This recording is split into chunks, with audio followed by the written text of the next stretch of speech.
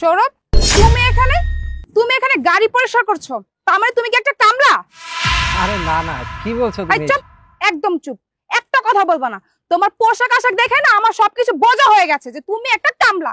যারা, আমার কথাটা তো শোনো। তোমার কথা আমি কি শুনবো? হ্যাঁ, তোমার কোনো কথাই আমি শুনবো না। আমি মনে করেছিলাম তুমি একটা কোটিপতির ছেলে, আর আমি কি একটা কামলার সাথে সম্পর্ক করেছি? আমার তো ভাবতেই শরীর গিট গিট করছে। আমি একটা কোটিপতির মেয়ে, আমি একটা কোটিপতির ছেলের সাথে সম্পর্ক করব? আমি তো টাকা পয়সা দেখে তোমার সাথে সম্পর্ক করেছিলাম। আমি ভেবেছিলাম এরকম বড় গাড়িটা মনে হয় তোমারই হবে, কিন্তু না, একটা লুঙ্গি একটা টি শার্ট পরে গামছা দিয়ে গাড়ি পরিষ্কার করছো, তাই না? এই, তার মানে তুমি এই বাড়িতেই কাজ করছো, এই বাড়ির কোনো দারোয়ানের ছেলে হবে তুমি? বুঝেছি, আমি কি না একটা কামলার সাথে রিলেশন করেছিলাম। ইস, এটা যদি আমার ফ্যামিলি জানে তাহলে আমাকে তো একদম শেষ করে ফেলবে। এই ছোট লোকের বাচ্চা, ছেঁড়া কথায় শুয়ে লাখ টাকা স্বপ্ন দেখিস, তাই না? তুই কি মনে করেছিলি একটা কোটিপতির মেয়ের সাথে রিলেশন করবি, তারপরে তাকে প্রেমের ফাঁদে ফাঁসিয়ে তারপর বিয়ে করবি, বিয়ে করে কোটিপতির জামাই হবি, তাই না? এই স্বপ্ন দেখেছিলি? তোর স্বপ্ন আমি কোনোদিনও পূরণ হতে দিব না।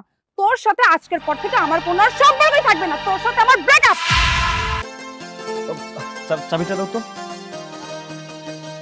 ওয়াও, এই ছেলেটাকে তো দেখে মনে হচ্ছে ও অনেক কোটিপতির ছেলে। তার মানে এই গাড়িটা ওর, আর আমি কি না একটা কামলার সাথে সম্পর্ক করেছিলাম। ছি, আমি যদি ওর সাথে সম্পর্ক করি তাহলে আমার জীবনটাই পাল্টে যাবে। এক্সকিউজ মি, কিছু বলবেন? আপনাকে দেখে না আমার খুব পরিচিত মনে হচ্ছে, তো আমরা কি একটু নিরিবিলি জায়গায় গিয়ে কথা বলতে পারি? অবশ্যই, চলুন। ঠিক আছে।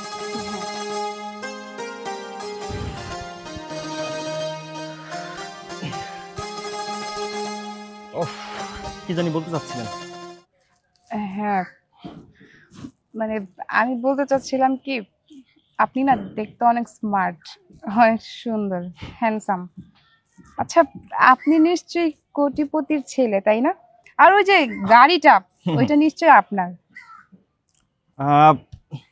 সেরকমই আমারই মনে করতে পারেন। মানে আপনাকে না আমার খুব পছন্দ হয়েছে। আমি কি আপনার হাতটা ধরতে পারি?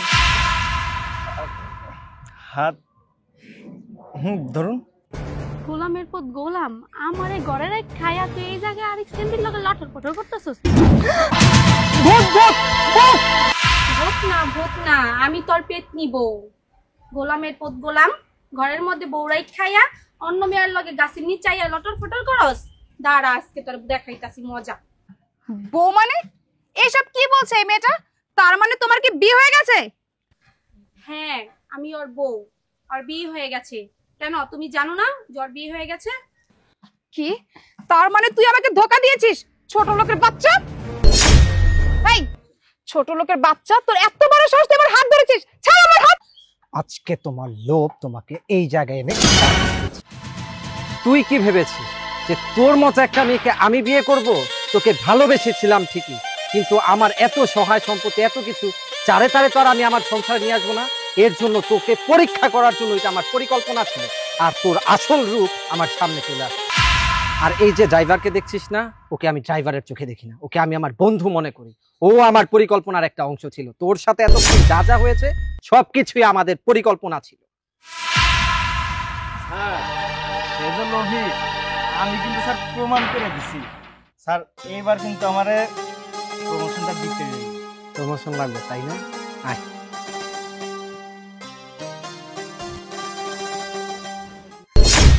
সৌরভ, আমার ভুল হয়ে গেছে সৌরভ, প্লিজ তুমি আমাকে ক্ষমা করে দাও।